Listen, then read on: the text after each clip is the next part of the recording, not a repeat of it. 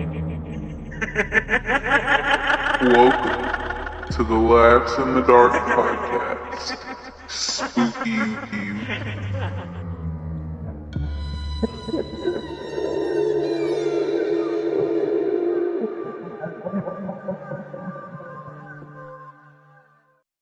All right, welcome back. We are back with the stupid guy. Well, I guess just stupid guy now. Part 7, final part. We're gonna see what happened. If you're not caught up, we have our other episodes prior to this, obviously. So definitely get caught up because I'm sure you will be so lost. So lost. If you start here, well, please don't start at the end. That don't make no sense. Right. Let's use our brains. Let's turn them on. Welcome to Laughs in the Dark. Yeah, we're gonna get straight into it. So enjoy, hopefully with some answers. So it starts out with loose ends. Time up. I really wanted to just drop this, and it was Daddy's footsteps. Just drop it all. Just drop it. I really wanted to just drop this, crawl up in a ball, and forget everything. But I have to pull all the pieces together. What I have of them, anyway. I owe it to my mom, dad, and myself. And to you all for standing with me during this nightmare. After arresting that thing in my dad's house, police combed the old house, my dad's. They found material that's helped shed some light on the events I described in the previous updates. Scraps of paper, a journal of sorts, photographs, combined with additional information from others who grew up with Dad. What I want to do here is not give you each little piece of information. We've all had enough mystery.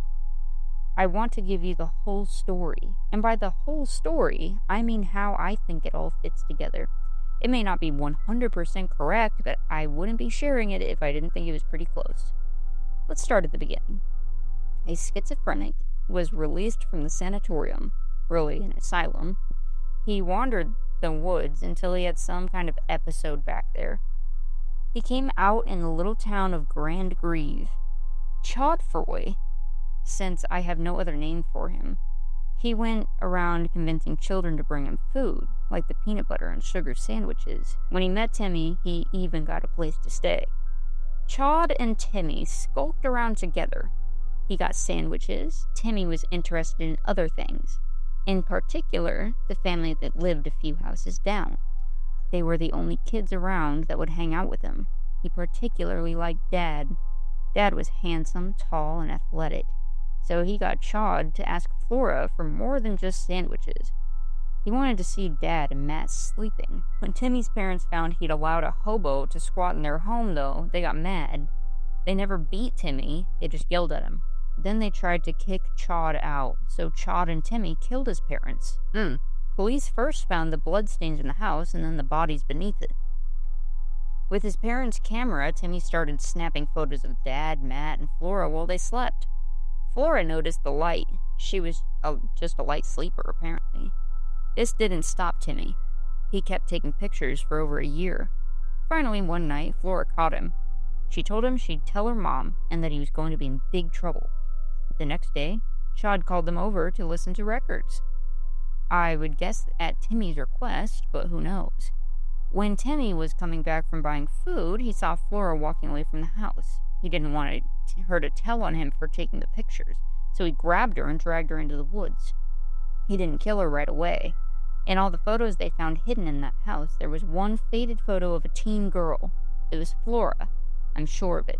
And in the photo, she was in some sort of cabin. She wasn't tied up, but she looked so unhappy. The whole cabin seemed tinged with unhappiness.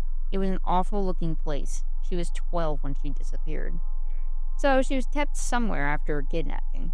Somewhere no one ever thought to look for her. Only Timmy and Chod knew where she was. After Timmy thought it was safe for Chod to come out, my dad was first in finding him and was involved in the man's murder. That much was confirmed for me by Detective Kirby. Timmy was already at his cousin's home by this time. He'd been taken as soon as his parents were found, so wherever Flora was being kept, she was left alone once Chod died. While he was at his cousin's, I think Timmy had a psychotic break.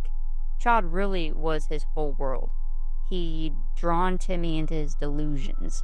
He talked to what he thought was Chad in the vents and in the woods, but I don't think anyone was there. No fingers poked out of the vent, because if it wasn't all in Timmy's head, who was that? After some time with his cousins, who didn't even like him, he ran away. He probably had money stashed somewhere, or maybe he just became a beggar. My dad, on the other hand, grew up and moved on. He met a beautiful gymnast and married her. That's where I come in. We were a reasonably happy family, from what I understand, until something happened that made Mom and Dad resent each other. They divorced. Dad fought like hell for custody, and Mom went back west where she'd originally come from. Not long after Mom was out of the picture, I started seeing the flashing lights. When I told Dad and Uncle Matt, it terrified them. The possibility that I could end up disappearing like Flora is just about the only thing that could terrify my dad. What I never knew is that after I told them about the lights, they went out to the park together while I stayed with Uncle Matt's wife. They spent all day looking for the place they'd buried Chad, but they found it, and they dug him up to make sure he was really dead. That's why Dad was so insistent the lights were just in my head or passing cars, because the guy they believed was behind Flora's abduction was dead and buried. And they had to believe it was him behind it, because if they didn't, they'd murdered an innocent man. Since this man probably murdered Timmy's parents, he wasn't that innocent, but they didn't know that. Years later, when Dad found the pictures of me in that house, he knew he'd been wrong. Whoever it was, he figured was the same person taking pictures of Flora.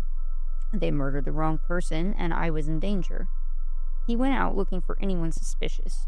Roughed up a few guys, but nothing came of it. What I think happened is that Timmy was still obsessed with Dad. He did something to sabotage Mom and Dad's relationship. Then when Mom was out of the picture, he inserted himself into the family in the only way he knew how, by sneaking pictures of me while I slept. I believe Timmy must have had our phones and homes bugged. He'd adapted to being a shadow in our lives. Maybe he imagined he was something more.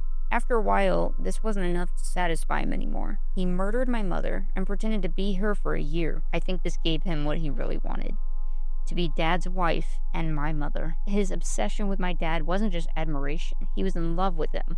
He resented my mom, hated her even, for taking what he believed was his. Did you ever watch Bates Motel or Psycho? I watched Psycho, and I am part of Bates Motel. It's definitely giving. It's definitely giving fucking Psycho. He resented my mom, hated her even, for taking what he believed was his. He wasn't taking my picture because he wanted to scare or abduct me. He thought he was being motherly. He drew pictures of himself nursing me, and Dad smiling behind.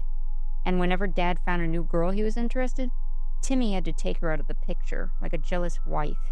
He believed his delusion sometimes. When I let him/Mom know that I was investigating these events, I think it made him feel more important in our lives. I think it also threatened him. Becoming aware of him was ruining his illusion that he wasn't really my mom.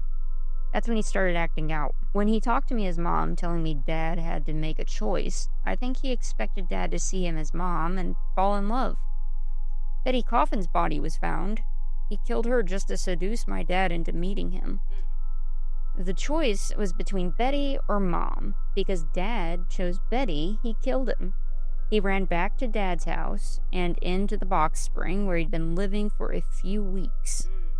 The music, the makeup, and dress was all supposed to be for Dad's reunion with Mom, if he'd chosen her. I wish I hadn't encouraged Dad to go on the date. If I hadn't, he might still be alive. The whole thing is so stupid. Insanity, obsession, loneliness, all unprovoked by us. I hate him, and I want him to rot, but then I don't even know why. He really was just crazy. I wrote all of this feeling sure of myself last night. It was therapeutic, at least. I needed to put it all into some sort of order. This morning, I got news that just shakes it all up. You remember the Etch-a-Sketch, right? Like that? Where, while everything I said is, in a way, still true, there's one very important part that's wrong. A part that makes a lot of it make no sense at all.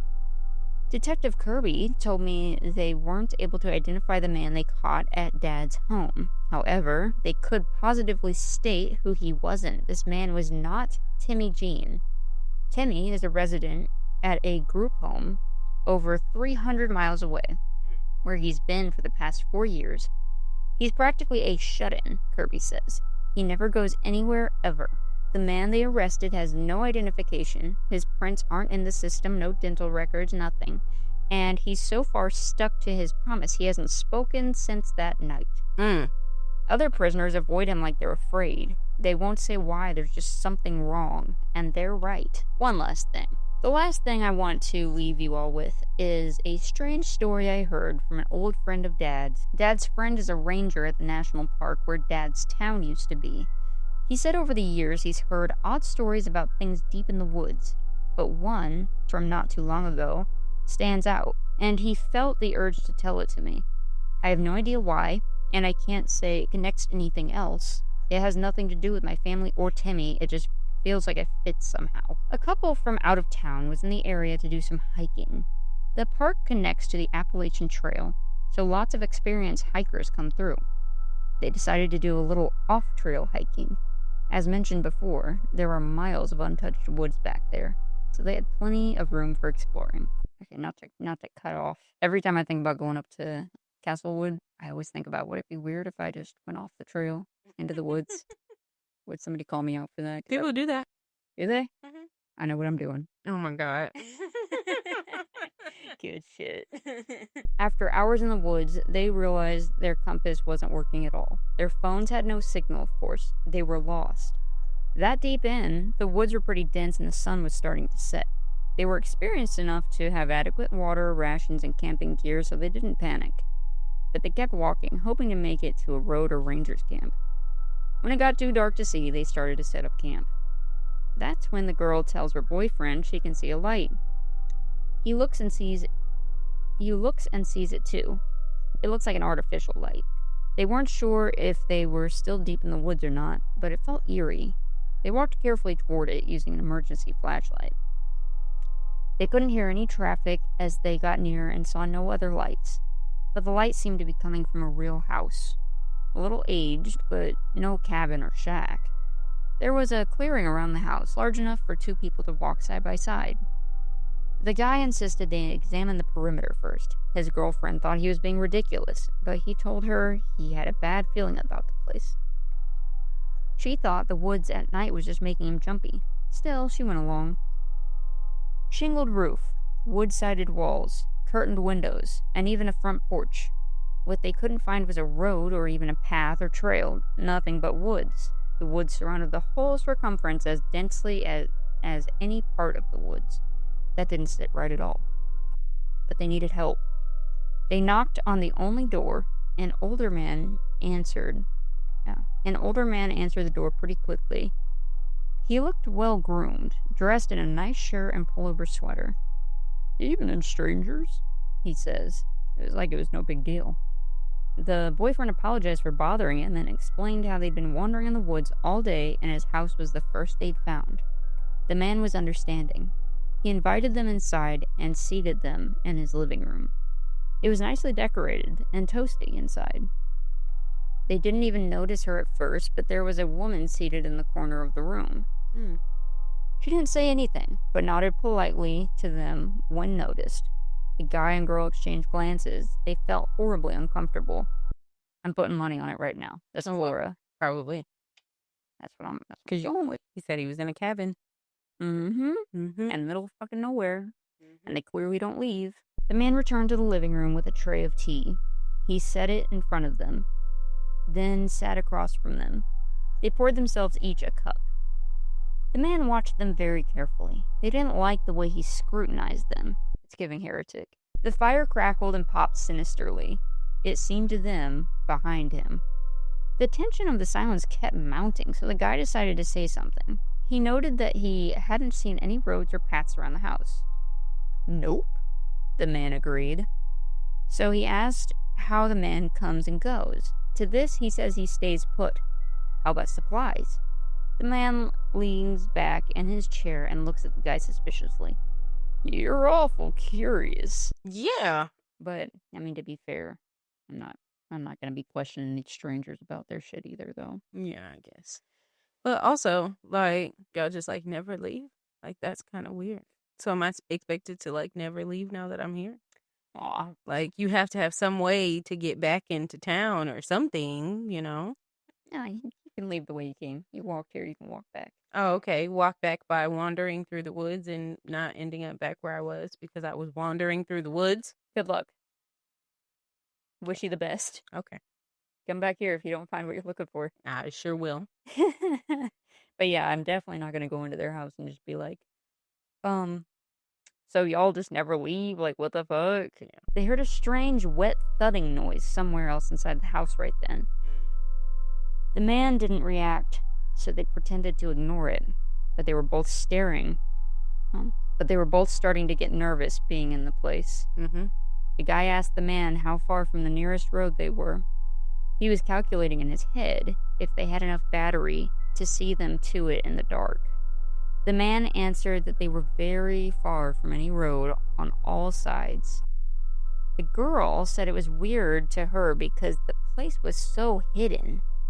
Because unless someone knew it was there or stumbled on it by pure chance, no one would ever find it. There couldn't be an address, after all, if there was no road. Nope. Yeah, I'm not getting mail. I was just gonna say that. It definitely Ain't no not mailbox. mail. No. Nope. The man asked which they were, and then said, "How do I know you didn't come here to kill me?" They didn't know what to say Because, to sir, that. who are you? Who are you? I don't know who the fuck you are. And you think I came here to kill you? I don't want to be here. I think I'm literally asking you, how do I leave this place? I'm not here to kill you, my guy. I don't know. I can kind of see where the guy's coming from. I know that clearly he's going to be the bad guy in this situation, but if somebody came into my house, I live in the middle of fucking nowhere. Okay, for some reason I'm a homebody, whatever. And they're like, "Oh, so y'all never leave? Oh, so where's the nearest road?" I would kind of take that as questions like, could we kill you and get away with it? Mm-mm. I could see that. Like, oh, nobody's going to come here? Oh, nobody's going to come here? Oh, okay. Nobody knows you're here alone? Oh, yeah. Nobody's ever seen you in town? Oh, Oh, okay. wow. Yeah, that's how I would also be the same way. They didn't know what to say to that. They figured it was a joke and laughed uncomfortably, but he just smirked at them. He excused himself and then vanished around the corner into a dark hallway. While they were alone, they looked around the room. There was a painting hanging over the fireplace that kept catching the guy's attention. He didn't know why. He hated art. Who hates art? I'm not saying you have to love art, but I've never heard of anybody saying, I fucking hate art. I fucking hate art. Fucking creativity. Who needs that? Like, what the hell? Fucking, my mom was killed by a painting. What the fuck? It was a scene of a couple walking through a clearing. There were thick shrubs around. Oh, I'm calling it again, because Flora likes to draw. There were thick shrubs around. Now that he looked at the painting more closely, he saw something that he swore wasn't there before. Staring out from one of the shrubs was a man's face, watching the couple with a look of pure hate. He was really creeped out, but he didn't want his girlfriend to see it. They drank more of the tea because it was warm. Don't drink shit these people give you. I don't like that he emphasized that sentence. Mm-mm. They'd taken a few gulps when they noticed the girl in the corner again. They only noticed her this time because she was shaking her head almost imperceptibly, but she kept doing it, shaking her head and looking at the teacups. Oof. She became perfectly still again when the man returned. The guide tried to explain to the man that they must be going. He didn't feel well, and there had been way too many red flags to keep ignoring, but the words that came out of his mouth were slurred and ineffectual, and he passed out. Yep. When he woke up, he had an awful headache. He shook his girlfriend awake as well. They realized they'd slept for some time. The guy suspected they'd been drugged, but couldn't be certain. You don't think that the girl shaking her head and looking at the tea kind of was a giveaway? No. And now you've passed out. I don't know if we've been poisoned or not. I don't know. Seems kind of fishy. I'm not sure. It's a hit and miss. Could be normal. It could just be that we were tired. Yeah, we were just so tired we passed out. What the fuck? He suspected they'd been drugged but couldn't be certain. The man was nowhere to be seen, neither was the woman, and their gear was missing. They wanted to leave right away but needed their supplies. They had no idea how far from any roads they were, so they went searching the rooms of the house. Fuck no, I'm out. I'll take my chances. Oh, no. I'm not getting my supplies. Fuck this place. I mean, you can just look around a little bit. I ain't looking around shit. Just see if it's around Closest somewhere. window. That's true. That's true, especially if y'all looking around the house and these people just told you the night before that they don't ever leave. Right. Thank you. Yeah. They are there, and they got your supplies somewhere, and they probably banking on you going to look for that shit. Mm-hmm. Nah. Leave. Yeah. Get the fuck out. Right. There were 3 doors down the hall, all led to bedrooms. The first 2 were empty, so was the last. But it had their gear in the middle of a child's bed. Hate that. Yeah, why is there a child's bed? They grabbed their stuff and prepared to leave, but the guy saw a curtain covering an opening at the very end of the hall. And he had to know. Oh my god, you dumb He had fuck. to know what? What do you need to He know? had to know. He's like, he'd seen a curtain and he was like, I wonder what's back there. You deserve what you get. Yeah, right. At this point, Right. you know, I was rooting for you, but you've now ruined it. You get Right. what you get. That sucks. Literally. He just had to know. He pulled it open. It was just a closet. Okay. The man and woman must have left the house, he thought. Then he noticed his girlfriend's face. She was terrified of something so much, she was backing away and tugging at him. He looked back into the closet. It was the man, crouched down naked in the bottom of the closet, looking up at them with a smile that crossed most of his face. But his eyes fixed them with the most unmistakably intense rage. He started crawling out of the closet toward them on all fours and making sounds like they'd never heard any living thing make before. When I tell you, boot to face so fucking fucking fast. And also, I'd be stepping on them fingers too. Oh, I'm stepping on anything I can get. I'm kicking the shit out of you. Literally. Especially if he was an older guy. Oh, yeah. Beating the fuck out of you. Call this elder abuse.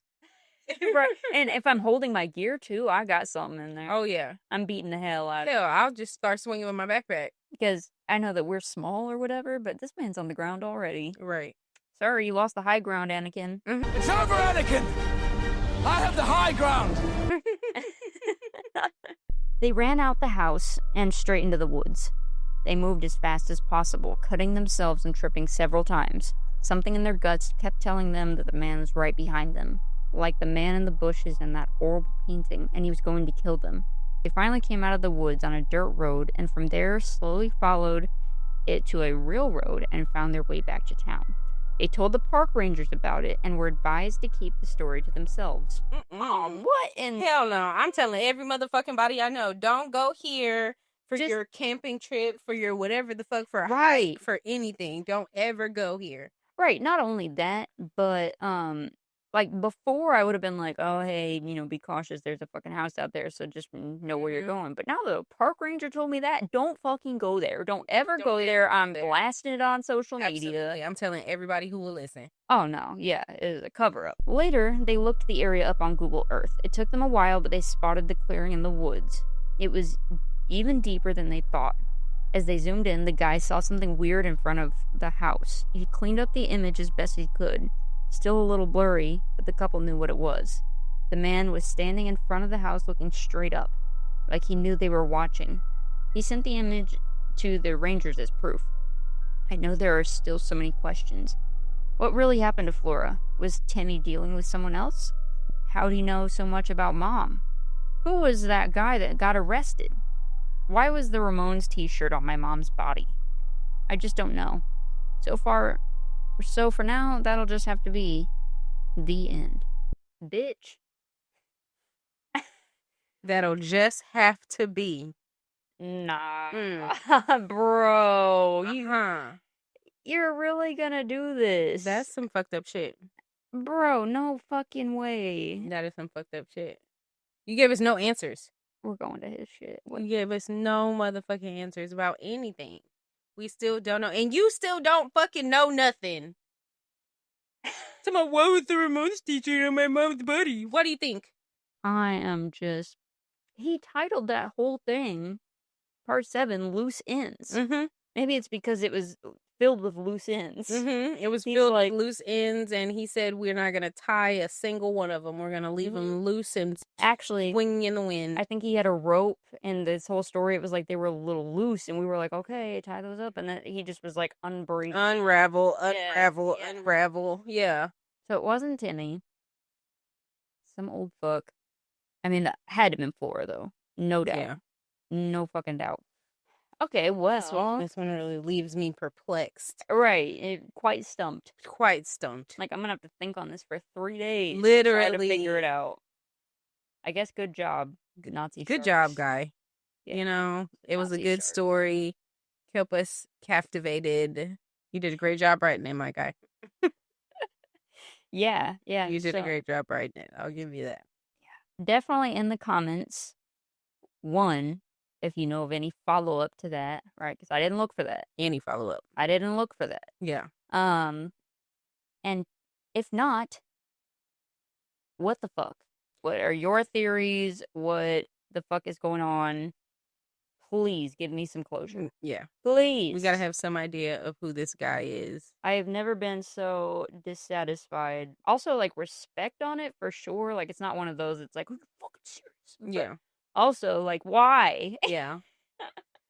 Who wants to make you think? Why do you hate You know, me? he wants to make you ruminate over it. You have to. Yeah. You have to be a fucking we detective. will be ruminating. Right. We will be ruminating. Yeah. Right. And we are begging for your assistance in our rumination. And just take pride knowing that your theories will live rent-free in our heads. Probably forever. All right, cool. Well, that's the end of that very long. Very long. Very long. What are your thoughts overall on the series? I enjoyed it. At the very least, it was entertaining. It was. It really evoked emotion, I would say. It definitely kept our attention. We went through all 7 parts. We went through all 7 grieving phases. I feel like, I mean, there was rage, there was acceptance, there was all the things. Mm-hmm. Even though we hated the characters, we loved them at the same time. Yeah. I mean, dumb fucks. Yeah. You really made a characters that were really easy to. You get You attached love to to hate them. Yeah, you get attached to them for sure. Because, like, a lot of stories, it's like, wait, who is that? Oh, okay, I don't remember that person. Mm-hmm. This one, you know. Also, what the fuck happened to Uncle Matt? Just, he doesn't care that that's his last living family. That's your last connection to any of this story. Like, No, yeah, no, I don't know. nothing. Maybe Uncle Matt wiped his hands with it. He was like, you know what, my brother's dead. His ex-wife is dead. I can't keep reliving this. I would ask Uncle Matt. I don't give a shit what he thinks or how he's done with it. I'm not playing with that. So I would ask Uncle Matt to come see old boy Mm-hmm. in the institution, whatever, and I'd be like, "Is this the guy?" Right. Although he doesn't remember. Fuck. But maybe he could hear him talk. No, because the boy don't talk anymore. Fuck. It's the same guy. It's the same guy. It is absolutely the same guy. But here's my thing. It's like, now I don't know anything because we thought it was Timmy. Okay, now we thought it was the guy that was in the fucking schizophrenic place. Mm-hmm.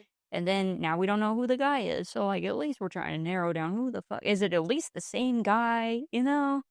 Because Chad Froy was killed, Mm-hmm. burnt up. I mean, I feel like it ended on it's not paranormal. Mm-mm. But there's still so many questions because what is this? This a cult? Is this like a ritual thing? Like, Oh, go to the what is comments. this? Go to the comments. See, I see some people in the comments agree that it was Flora in the cabin. Mm-hmm. Nah, you know what? I would fly over to where Timmy is. I got some questions for you, Timmy. Flora had a Ramones t-shirt. OP's mom was found with the Ramones t-shirt. Flora was kidnapped and raised by a crazy person / entity that was obsessed with being with OP's dad. Flora is OP's mom. Well, that's an It's a interesting theory. theory. Yeah. Okay, so I got this from the ending. Flora betrayed the old man to save those 2 hikers. She drugged him along with them and trapped him in the closet. That explained the rage of the old man at the end. She must be left in that house long before the hikers wake up. Now, the question is, where would she go after that? And the man they caught in OP's dad's house is truly a man? Edit. And there's still so many unanswered questions. Like, who wrote the note on the door in part 1? Why did his dad come to that house again and be murdered there? Oh, well, he did answer that. I'm sure as hell it wasn't because he had a date in that house. Whose voice his uncle heard OP's dad calling them, but it wasn't. Well, yeah, I'm pretty sure it was just a curtain. Because remember, he was like, "Oh, I have to know." Mm-hmm. Yeah, I don't even Here we go. talk to What him. happened to Uncle Matt after all of this? Is he Right. okay? OP, Nazi Sharks commented back and said, "Real nice of you to think about old Uncle Matt. He hasn't taken it too well, but he'll be okay." Oh, he became his dad. He did. All right, well, work's on you guys then.